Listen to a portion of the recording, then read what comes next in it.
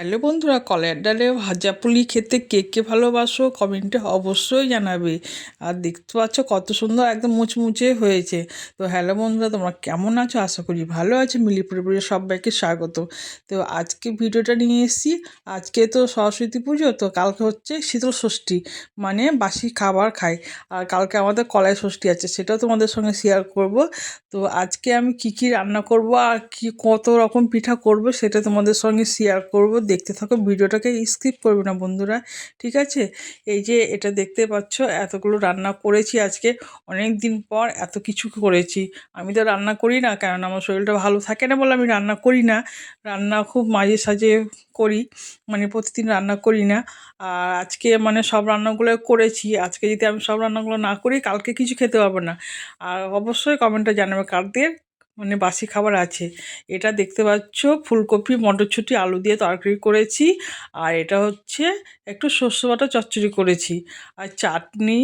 আর এই যে দেখতে পাচ্ছ এটা হচ্ছে ডালপুরি। ডালপুরিটা হয়তো বলবে এত বড় বড় কেন, তো একটু বড় বড়ই ভেজেছি ডালপুরিগুলো। ছোটোগুলো আমার ছেলের জন্য ভেজেছিলাম, আর বড় বড় এগুলো আমরা খেয়ে নেব। কেননা আমি তো খুব একটা করতে পারছি না, আমার মানে একটু অসুবিধা হচ্ছে, তাও করেছি।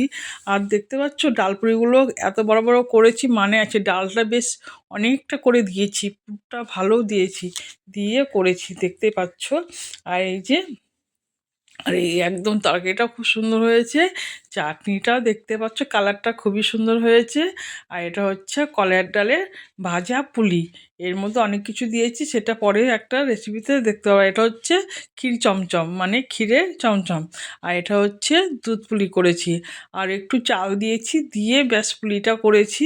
বেশ সুন্দর হয়েছে, কালারটা খুব সুন্দর হয়েছে দেখতে পাচ্ছ। আর আলাদা করে তুলে রেখেছি। এই যে একদম ডালপুরিটা দেখতে পাচ্ছ কত সুন্দর সফট, একদম সফট মানে কি নরম তুলতুলে, খেতে খুবই মজা, খুব সুস্বাদু হয়েছে খেতে। মানে আমি খাইনি, আমার ছেলে খেয়েছে, আমার হাজব্যান্ড খেয়েছে, সবাই খেয়েছে, খেয়ে বলছে। দেখতে পাচ্ছ এত রকম রান্না সব করা হয়েছে আজকে।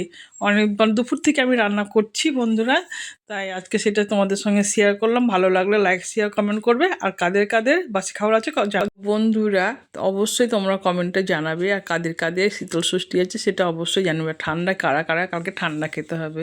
আর এটা দেখতে পাচ্ছ এই পুরিটা করা হয়েছে। এই লুচিটা করা, লুচি বলতে ডালপুরি করা হয়েছে। এটা হচ্ছে আমার ছেলের জন্য করেছি, ছোট ছোট করে। পাতলা ডালপুরি খেতে ভালোবাসে, তো ওর জন্য অল্প করে করে দিয়েছি পাতলা পাতলা।